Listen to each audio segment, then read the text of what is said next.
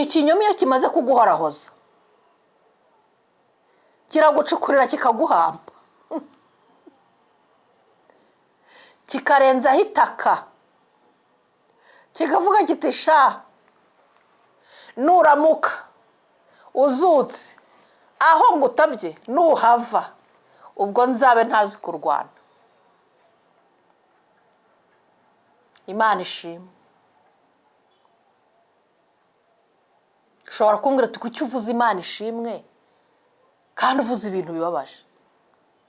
Ariko ntago ukuri kujya gukora ikosa ryo kwigaragaza, ntikuzigera kunahishura tukiriho imirwanire yako. Icyo akora icyo mpamye, Mana yanjye, tekinike y'ukuri iteye ubwoba. Tujya tubona abantu bize kurwana, mujya munabireba wenda ku mafilme bamwe, abandi kuri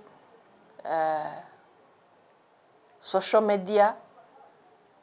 Ubundi ibintu biranga umuntu uzi kurwana ntushobora kubona yirata kwazi kurwana. Bagiye mu mirwano, mwene uwo muntu agiye mu mirwano n'umuntu uzi niba ari tekinike, niba ari sinzi uko babyita, akaba yarize kurwana, usibye kumudoma ahantu hamwe gusa.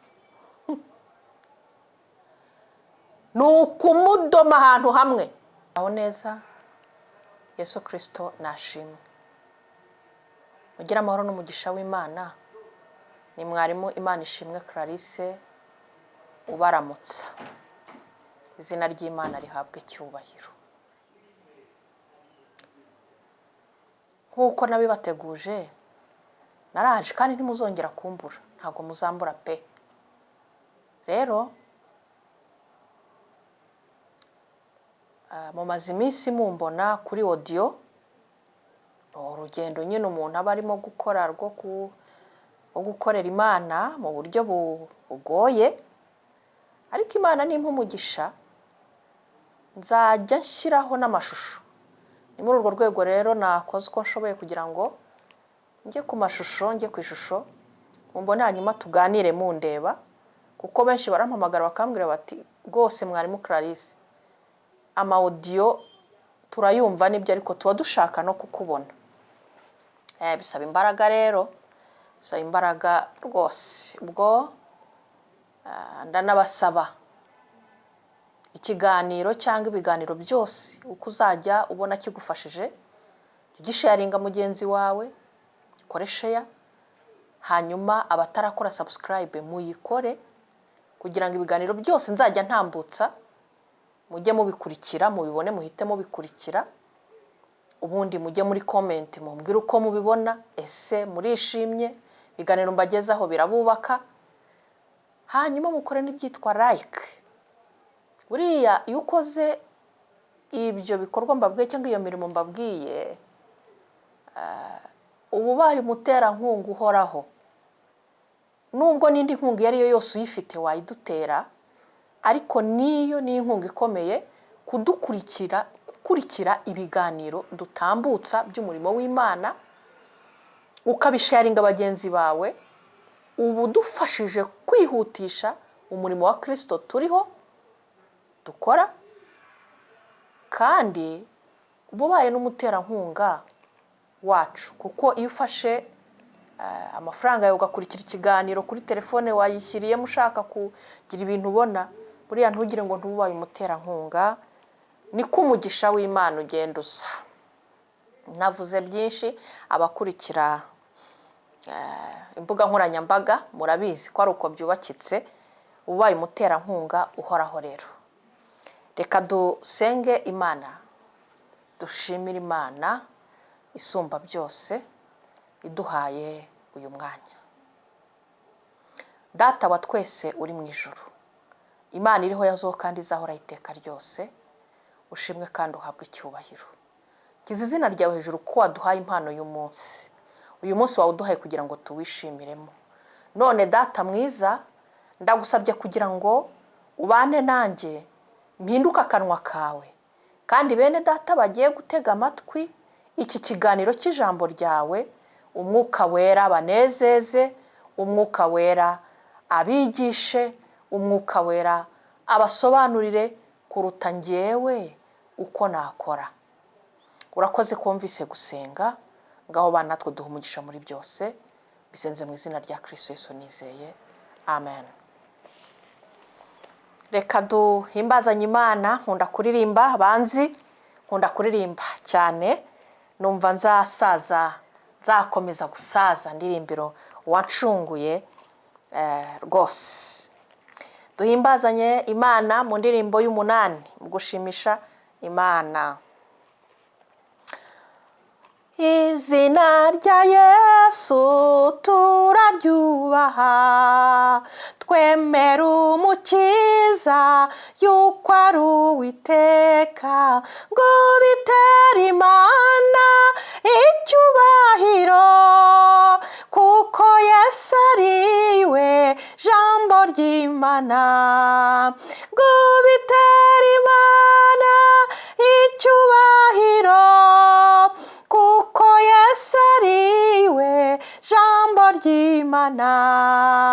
Yesu ni we Jambo ryaremye iyi si, n'umunsi n'ijoro, n'izuba n'ukwezi, n'inyamaswa nazo n'ibiguruka, n'umuntu mu ishusho y'Uwiteka se, n'inyamaswa nazo n'ibiguruka, n'umuntu mu ishusho y'Uwiteka se, yaciye bugufi azi no mu isi, maze abanyabyaha babi baramwica, nuko afite izina ry'icyubahiro, hanyuma arazuka ajya mu ijuru, nuko afite izina ry'icyubahiro, hanyuma arazuka ajya mu ijuru. Mwene data ushime iryo zina rye, wicishe bugufi kuko ari we Mana n'umukiza wacu, yitwa Uwiteka, kuko izina yiswe rirahebuje, n'umukiza wacu yitwa Uwiteka, kuko izina yiswe rirahebuje. None mu mutima wawe umwimike, reka nesha atsembe ibyo byaha byawe, yahawe ubutware ngo agutsindire, wa mubisha wawe iyo ahingutse, yahawe ubutware ngo agutsindire, wa mubisha wawe iyo ahingutse. Kandi umwami Yesu azagaruka, azanye ubutware n'icyubahiro cye, maze isi yose izamwimika, nanjye nzamubona jye musingiza, maze isi yose izamwimika, nanjye nzamubona jye musingiza. 16 abayesu bishimira izina rye ryiza. Abayesu bishimira izina rye ryiza, ribamara imibabaro rikabatinyura, ribamara imibabaro rikabatinyura, umutima ukomeretse niryo riwukiza,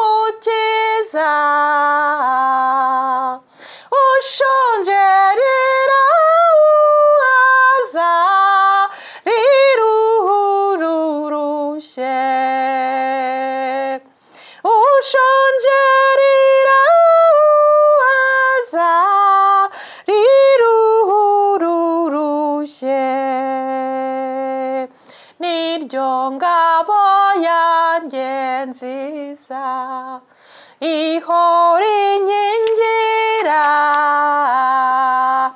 n'urutare nubakaho n'inzu yanjye itagwa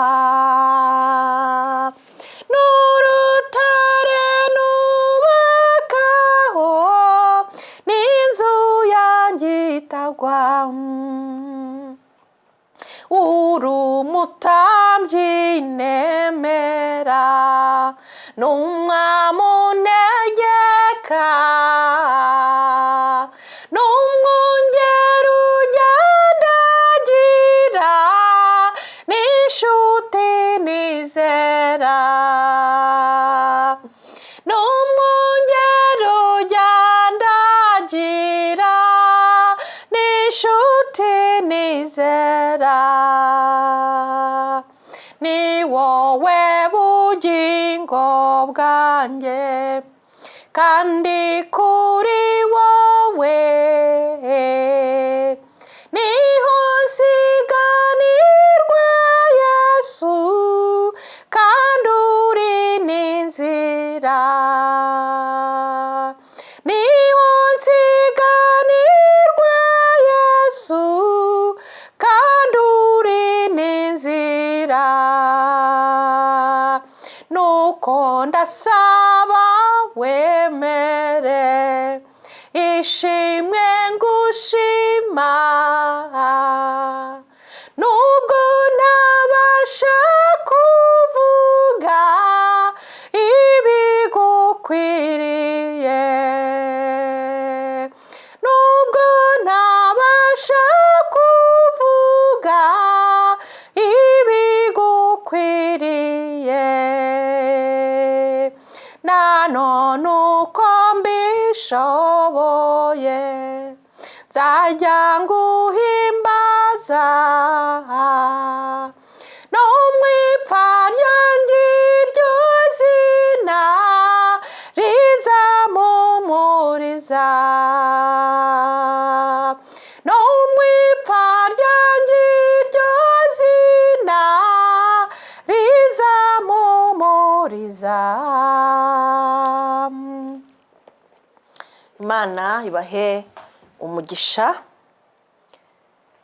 Tugiye kuganira ijambo ry'Imana ariko mu buryo bw'ikiganiro, ntago noneho arivuga butumwa nkuko maze iminsi kuri mikoro ya radiyo. Buriya ahantu hose umuntu agira uko ahaganira. Ubu rero tugiye kuganira ijambo ry'Imana mu buryo bw'ikiganiro. Ijambo ry'Imana tugiye kuganira ni ijambo ryitwa imirwano y'ikinyoma n'ukuri.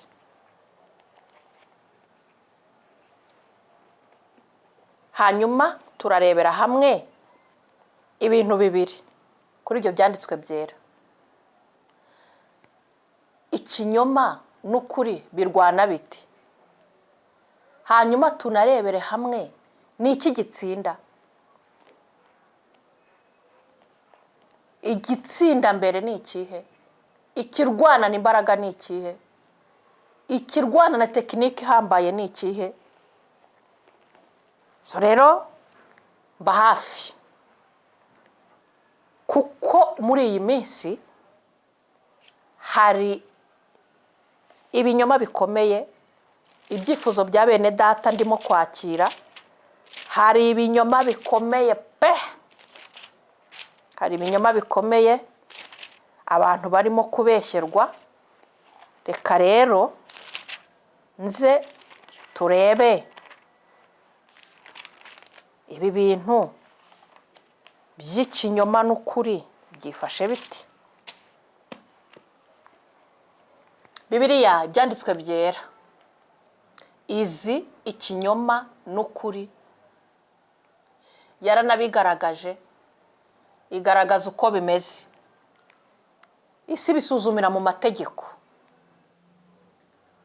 Hari amategeko atuye isi, abarubatse ubushobozi bw'amategeko. ikintu gitangaje cy'amategeko yo muri ubu buzima, iyo ukuri nta gihamya gufite, gushobora kwisanga mu kibazo. Ariko mu byanditswe byera ntago ari uko byubakitse. Byanditswe byera byo bitugaragariza ko ikinyoma birwanira ku karubanda mbere ya byose. Birwanira ku karubanda kuko byose biriyaminiya. Kimwe kiba kivuga kiti mfite imbaraga, ikindi kikavuga kiti mfite imbaraga nanjye. Ibyo bintu kimwe gituruka ku mubi Satani, ko biratubwira ngo Satani ni se w'ibinyoma byose. Hanyuma Bibiliya ikatubwira ko Imana ari ukuri, Yesu Kristo ni ukuri n'ubugingo. Hanyuma rero birwanira ku karubanda, byose biriyemera, icyakora ntibivuga kimwe, ntibinigaragaza kimwe. Reka dusome ijambo ry'Imana mu Itangiriro ibice 37 umurongo wa 5 tugeze ku murongo wa 11. Tangiriro bice 37 duhere ku murongo wa 5. Haranditse ngo Yosefu arota inzozi azirotorera bene se, barushaho kumwanga.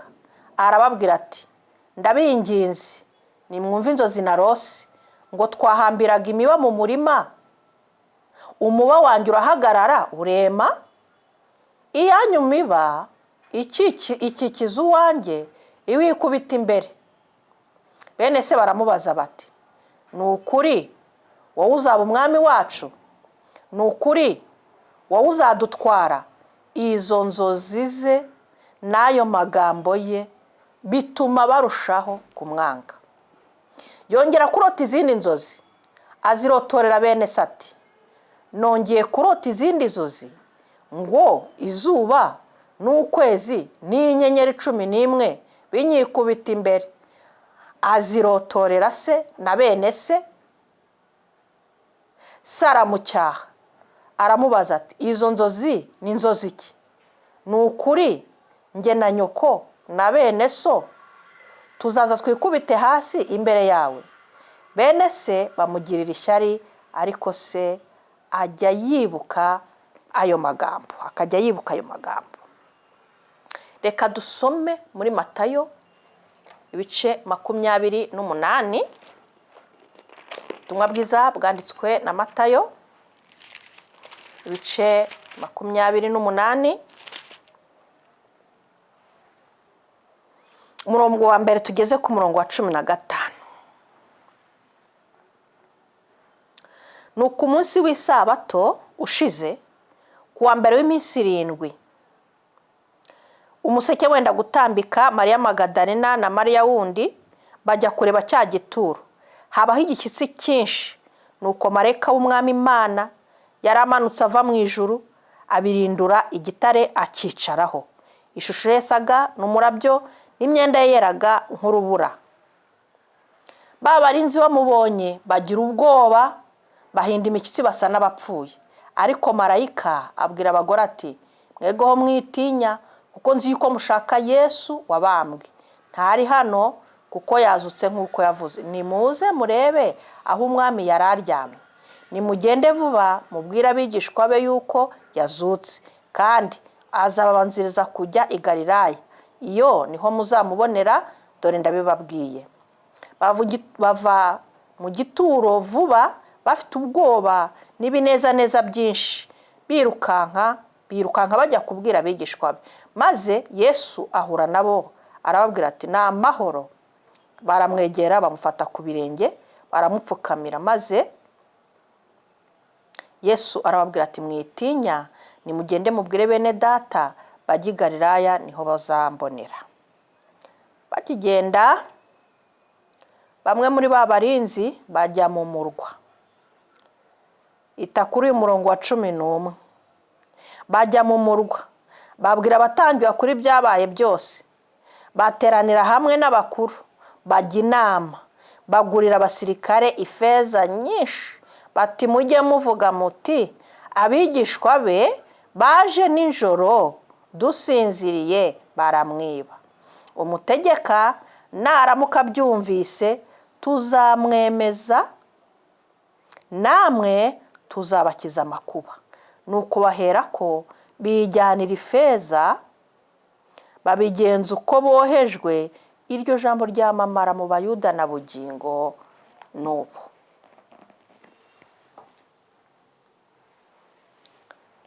Ikinyoma n'ukuri. Wowe unteze amatwi,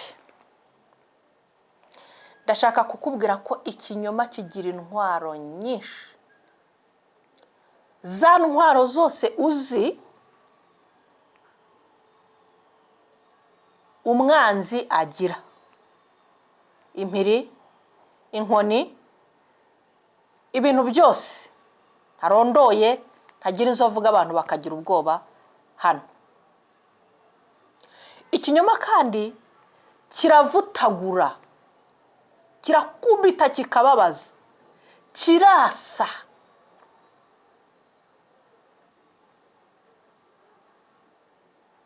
Ikinyoma iyo kimaze kuguhorahoza kiragucukurira kikaguhamba, kikarenzaho itaka, kikavuga kiti sha nuramuka uzutse aho ngutabye nuhava ubwo nzabe ntazi kurwana. Imana ishimwe. Ushobora kumbwira ati kuki uvuze Imana ishimwe kandi uvuze ibintu bibabaje? Imana ishimwe ko iyo kiri mu mirwano ukuri ubugira ngo ntabwo uhari, ubugira ngo ntikwigeze no kubaho, ubugira ngo ntikuri no mu mirwano. Ariko kuba guhari, kuba gukora, kuba kuri mu mirwano, ariko ntabwo ukuri kujya gukora ikosa ryo kwigaragaza. Ntikuzigera kunahishura tukiriho imirwanire yako. Icyo akora icyo mpamye, Mana yanjye, tekinike y'ukuri iteye ubwoba. Tujya tubona abantu bize kurwana, mujya munabireba wenda ku mafilme bamwe, abandi kuri social media. Ubundi ibintu biranga umuntu uzi kurwana ntushobora kubona yirata kwazi kurwana. Umuntu uzi kurwana ntushobora kubona agenda areza agatuza. Umuntu uzi kurwana ntiwana bimutahuraho. Ariko umuntu wirata ibizigira, akirata imbaraga ze, akirata gukomera kwe, arabirata akabivuga akabiririmba, ariko nyamara burya bagiye mu mirwano, mwene uwo muntu agiye mu mirwano n'umuntu uzi niba ari tekinike, niba ari sinzi uko babyita, akaba yarize kurwana, usibye kumudoma ahantu hamwe gusa,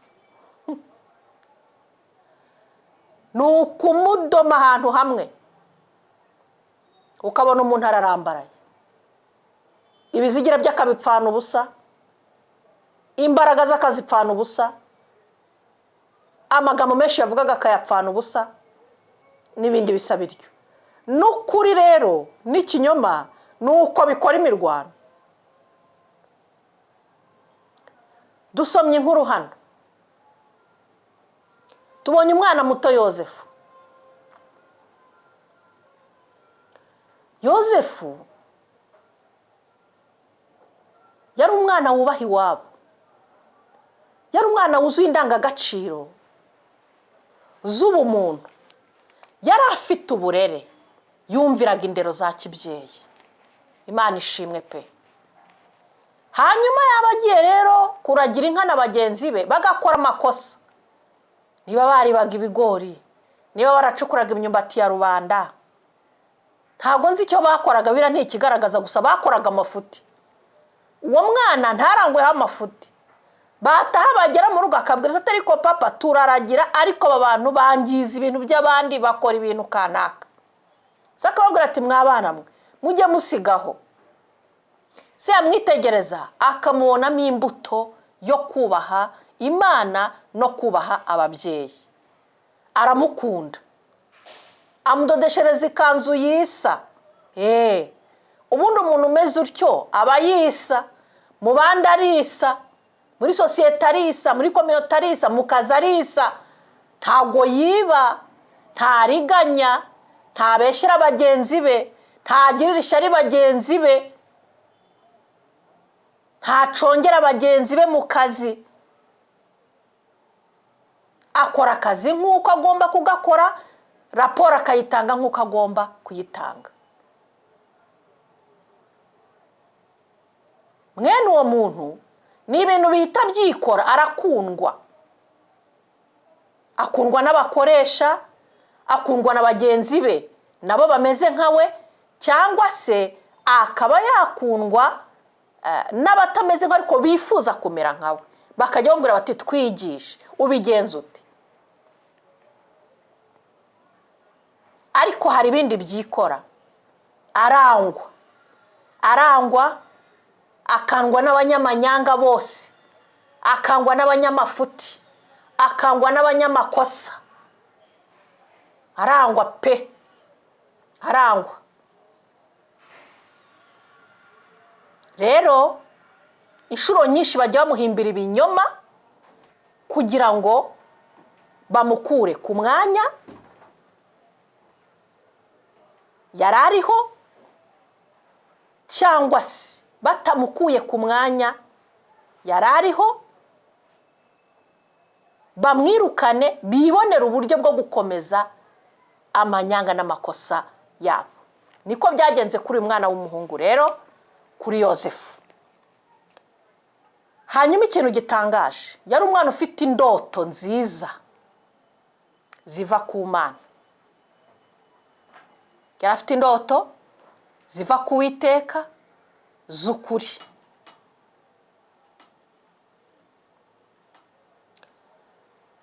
hanyuma nazo zarabababaje kuko yababwiraga nk'abavandimwe ntacyo yabikekaga yarazi ko ari abavandimwe ikindi hari abantu dukunda gukondana uyu mwana ariko yari umwana w'imyaka 17 nawe ubwe ntiyarasobanukiwe ibyo yarose yari arimo yivugira ati narose kuko yarazi ko kurota ari ibisanzwe ariko Uwiteka yari yamuvugishije mu nzozi amubwira ko azaba umutware kandi azayobora umuryango we wose bagenzi bakibita mu matwi baba babitawe baramubwira bati ushatse kuvuga ko uzatuyobora uzadutegeka bibarya ahantu ngo yongere rotori za kabiri se nawe ati yewe mwa ushatse kuvuga ko nanjye na nyoko tuzakwikubita imbere n'abavandimwe bawe se birashoboka ibyo bintu ariko biratubwiye ngo se yabibitse ahantu ku mutima aravuga ati yewe mwa sinzi icyo uzabacyo abibika ku mutima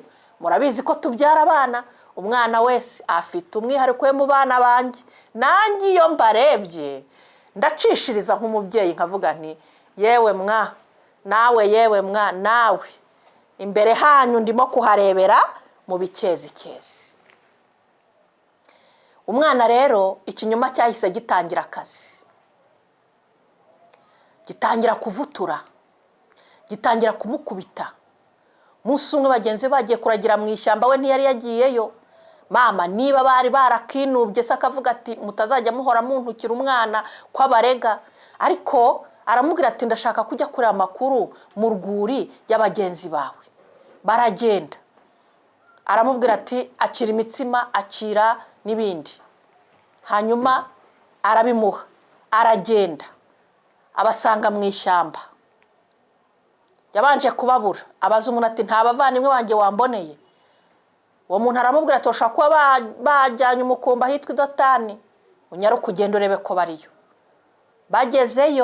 agezeyo atarabageraho bamubonera kure ikinyoma cyatangiye kwigaragambya uhereye mu nzozi ze mu bice 37 kirigaragambya bavuga bati nguriya Clarisse nanone mu bice 37 bati tumwice, ariko havamo abavandimwe babiri barwana intambara yo kumukiza.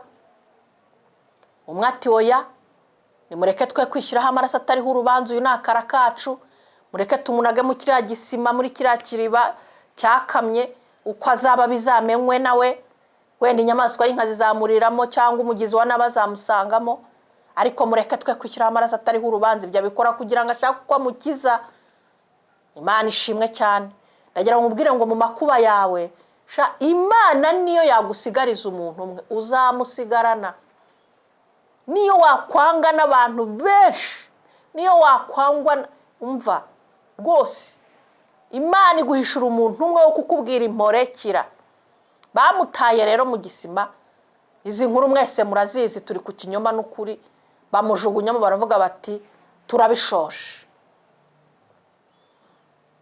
Ariko uvandimwe we wundi witwa Yuda aravuga ati ariko se basha, ubu pe twishyireho amaraso y'umuvandimwe twonse ibere rimwe, ati biragatsindwa.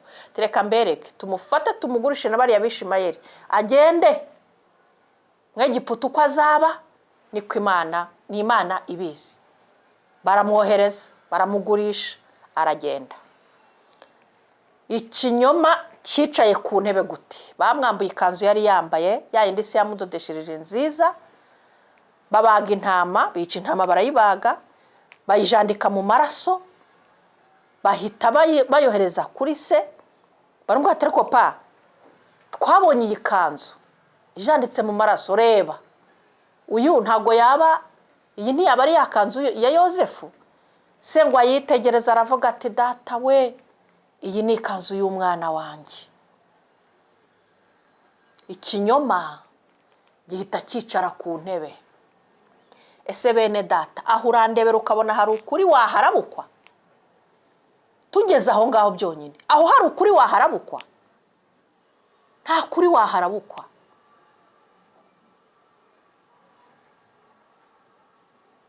Ariko kurahari. Muzi ikinyoma amarira cyarijije se? Yararize umusaza, ararira. Baramwinginga batirya, ananirwa kurya. Baramuhendahenda bati fata utwo kunywa, wapi? Abakobwa bagaba bose baramuhendahenda, reka da. Aravuga ati mucana igishito. Kinyoma cyicaye ku ntebe, gikuruwaza amaboko, kigereka akaguru ku kandi. Wagira ngo ukuri ntikuharangwa, wagira ngo ntaguhari, wagira ngo ntikwigeze namba kuhakandagira. Ariko kurahari.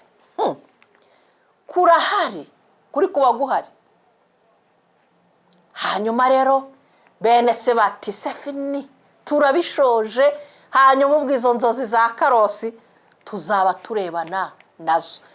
Ikinyoma kirigaragambya muri 30 mu bice 37 38 39.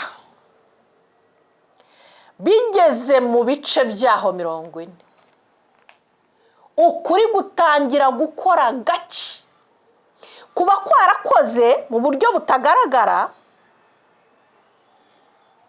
ahubwo gutangira guseruka gake, kukigaragaza gahoro. Kwatangiye kwigaragaza uyu mwana w'umuhungu ari muri gereza. Ako bene data, ijambo navuze ryitwa gucukura no gutaba, ubu uyu mwana w'umuhungu ntago ikinyoma cyari cyaramutabye. Yagize ngo ageze kwa shebuja, agira ukuboko kwiza, ariko agize ukuboko kwiza ikinyoma kiti utazanzanzamukana. Nyirabuja muka Potifara bamweje gusambana, umwana baranze. Nyirabuja yarazi ko bari buhite bamwica ngo bitazamenyekana, ariko ajya muri gereza. Uyu mwana ntago yaratabye. Uyu mwana ntago yaratabye, ikinyoma nticyari cyaramutabye. Hanyuma ukuri gutangira kunyenyeretsa, utangira kugaragaza umucyo muke. Atangira rotorera inzozi abantu bari bafunganywe bakoraga kwa Farawo, bari bisonga bya Farawo. Arazirotora, arazisobanura, barazimurotoreye warazisobanura. Arababwira ati wowe urasubizwa ku bwami, kandi nuhagera uzanyibuke ku butware, urasubira kuba umutoni ku mwami, ariko we barakwica. Koko niko byagenze mu minsi 3. Hanyuma ukuri kuragenda kubwira Farawo kuti rota inzozi kandi ugira ubwoba bwinshi, ariko zari zinateye ubwoba koko. Hanyuma ananirwa kuzisobanurira, abahanga barananirwa.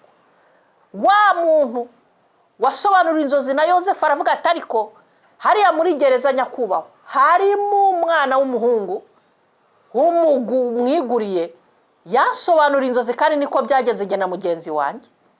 Ashobora kuba yazibasobanurira. Farawo amutumizaho, biratubwira ngo bamuhubuje muri gereza. Aragenda ngo bamwogoshe imisatsi, ahinguka imbere y'umwami, asobanura inzozi. Akimara kuzisobanura, ukuri kuraseruka, asubira mu kazi, asubira mu murimo. Ndashaka kukubwira wowe wageretsweho ibinyoma bikomeye, wowe wabeshywe kubeshyirwa gukomeye nk'abo tumaze iminsi tuganira, mbafasha mbabwira icyo mwakora.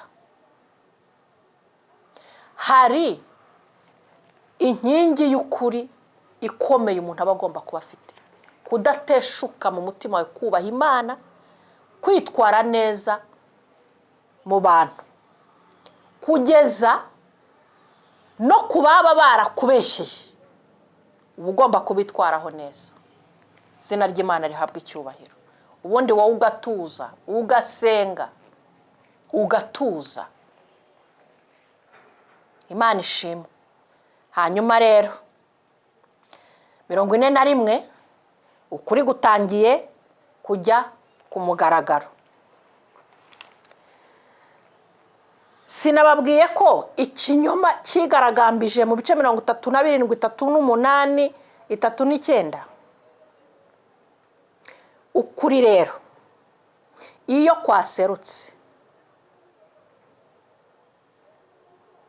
kwigaragaza umwanya munini, kugafata intebe ubutayihagurukaho, kandi uko kubwira ikinyoma ngo haguruka kuri iyo ntebe si yawe, niko kwabimenya.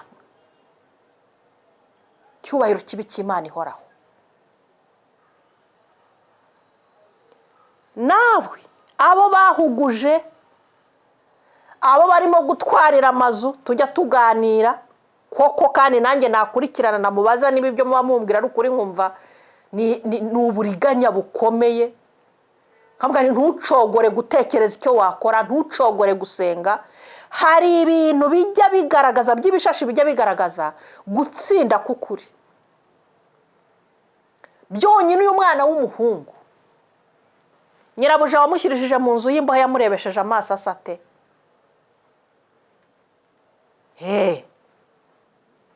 Yamurebesheje amaso asate.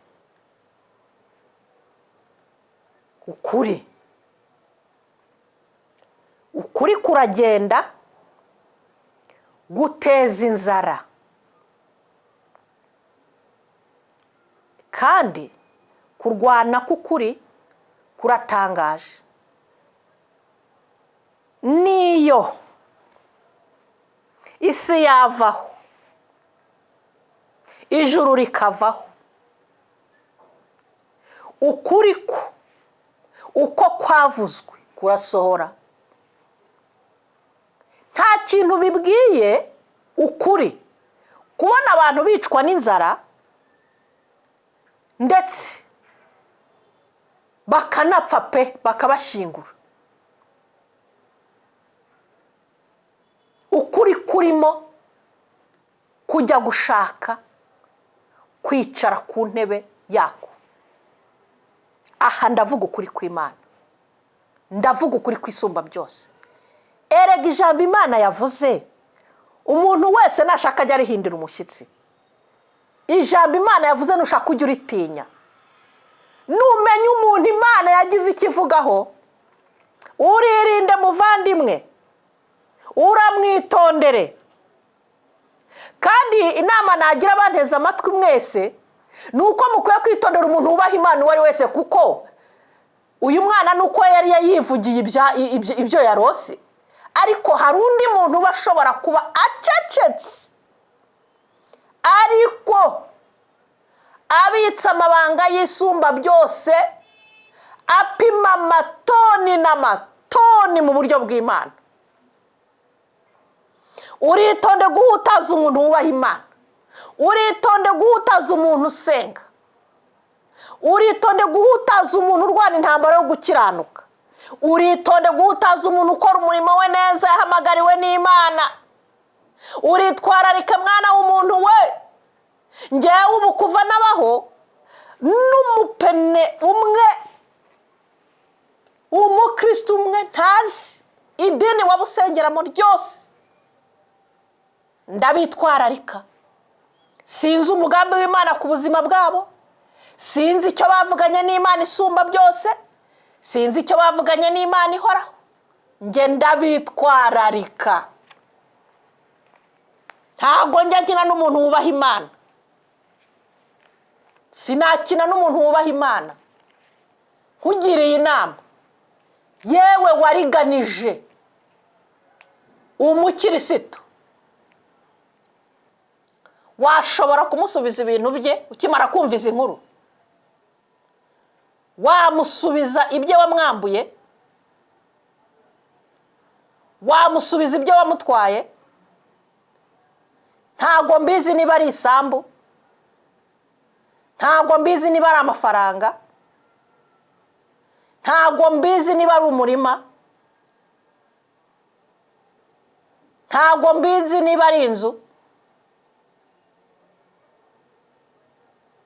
Uzi ko hari abantu biyemeje gutungwa n'impano z'abandi?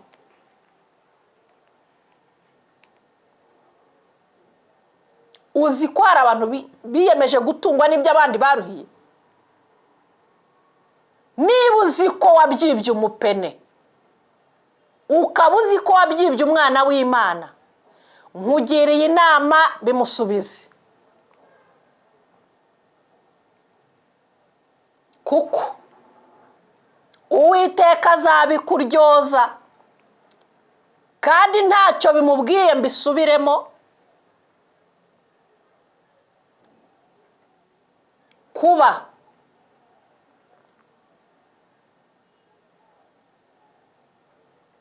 yateza inzara i Kanani, inka zigapfa, abantu bagapfa, ariko ishaka kurengera umuntu umwe yagize ikivugaho.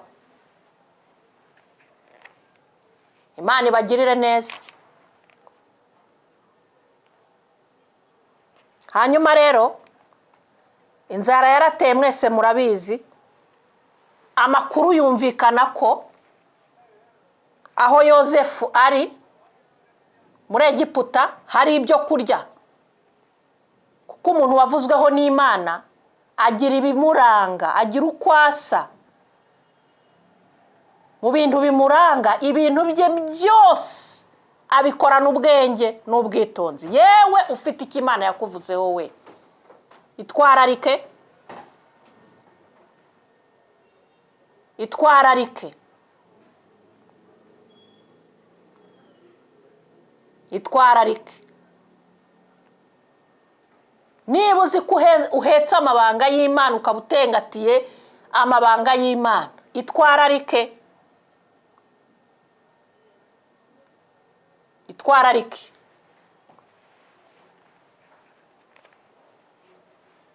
Twararike kubera ko butunzi ubitse buraremereye.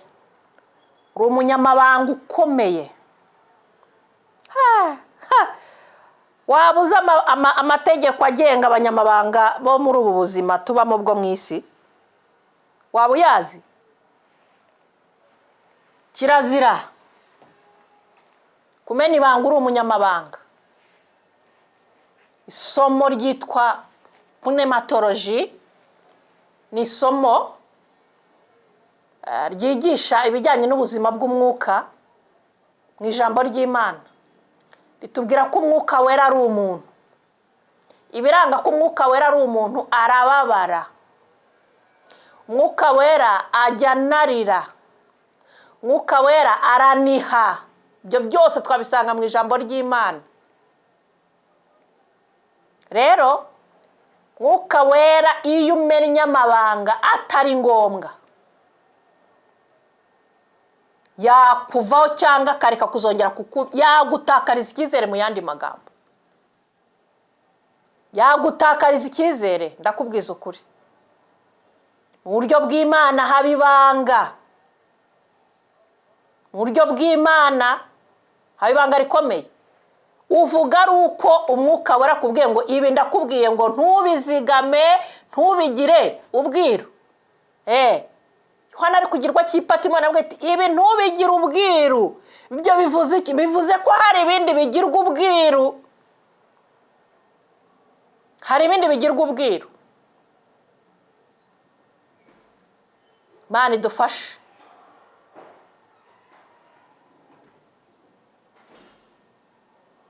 Uramenya utazabaza umwuka wera akakuvaho,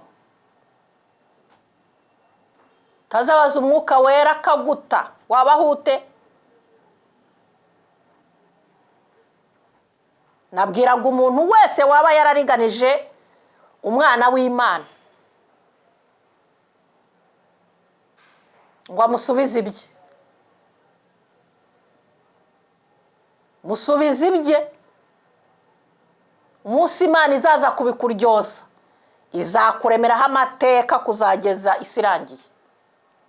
Singaye amateka ndimo mbabwire mu byanditswe byera ku mwana umwe w'imyaka 17.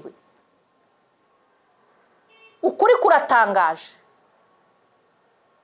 Ikinyoma cyatsinze mu masaha, ariko uyu mwana ukuri kwarwanye gucecetse kuva mu myaka ye 17 kwicara ku ntebe agize imyaka 30 y'amavuko. Ubwo si 13 nkeka yashize.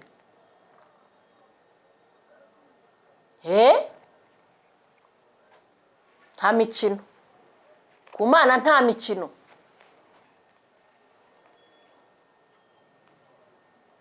Imana idufashe. Rero ntavuze amagambo menshi,